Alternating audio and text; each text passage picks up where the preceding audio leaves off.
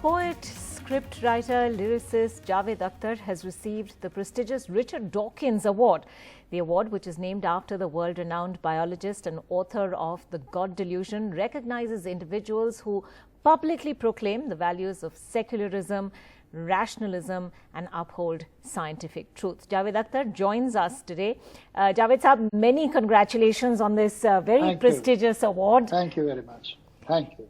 Now, here in India, your reputation as a staunch rationalist, a champion of secularism has always preceded you. How does it feel, though, to be recognized for this on a global platform? I'm really honored and I'm really overwhelmed by this. I was not expecting it at all. I, as a matter of fact, was not very sure whether these people would know what I'm saying, what I'm writing, or what I'm speaking from different podiums and stages. But thank you very much. And Mr. Richard Dawkins' letter was a very, very pleasant surprise.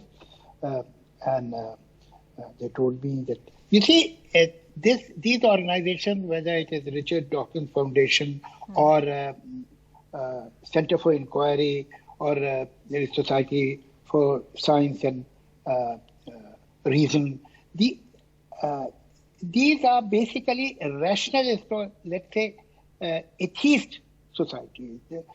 And their general thrust is towards rationality and questioning everything and fighting against all kinds of superstitions and illogical and unscientific beliefs. Obviously, I mean, secularism comes into the same package, because if you are rational, you can't be communal. But the basic approach, there is a difference between secularism and rationalism. Secularism, at least in our society, means having equal distance from all the religions and having respect for all the religions. While rationality, with all due respect, doesn't accept a religion at all and questions the very basis of religion, which is God.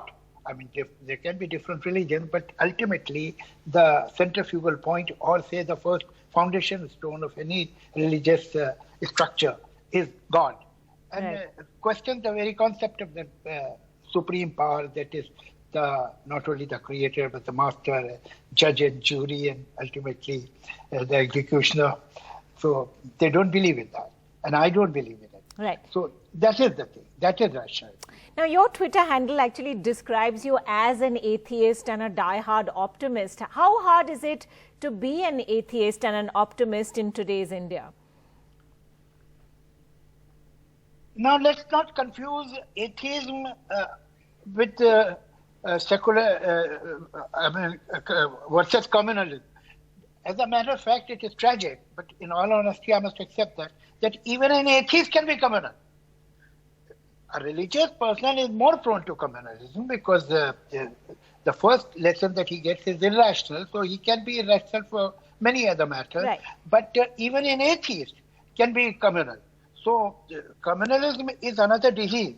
It is another kind of corona that we have to talk about separately. But atheism means that whatever you think, it should be backed by some kind of logic, information, proof, evidence. And tomorrow, if the logic changes, you get new evidence, new proof, then you can change your stand. Nothing is final.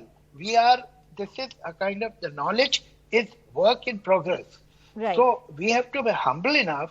We have to be humble enough that there are many things we don't know. But if you give me the wrong explanation, that I will not accept.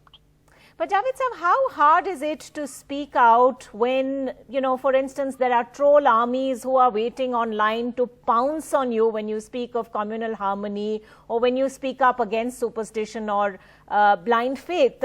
You speak up, and when you do, you put yourself at risk in a country that's seen the likes of Gauri Lankesh, Narendra Dabholkar, Govind Pansare actually being killed for their ideas and for the stands they took. Are you ever worried? Not exactly, although, as a matter of fact, thrice it has happened in my life that I was given police protection by Mumbai police, and twice because of the mullahs, one by some other organization. But somebody has to bell the cat. You have to say it.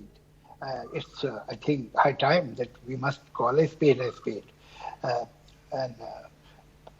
Because if you believe in things, and if you nurture ideas and beliefs that were from the times when people did not know whether earth is flat or round, then mentally, intellectually, you are still 1,000 or perhaps 2,000 centuries back. Your umbilical cord with the dark ages has not broken, is not being cut. You are still connected with the dark ages because you are what you think. You are what you believe. If you believe what the dark ages people believed, then intellectually, mentally, you are still there. And do you Maybe see you're that physically happening particularly now in a time when India and indeed the world is battling this coronavirus pandemic? Do you see a lot of superstition rear its ugly head again? I was quite amused the moment Corona became a pandemic. You know, the first institutions that were closed, one of those first institutions were religious places. As a matter of fact, you needed your God that time.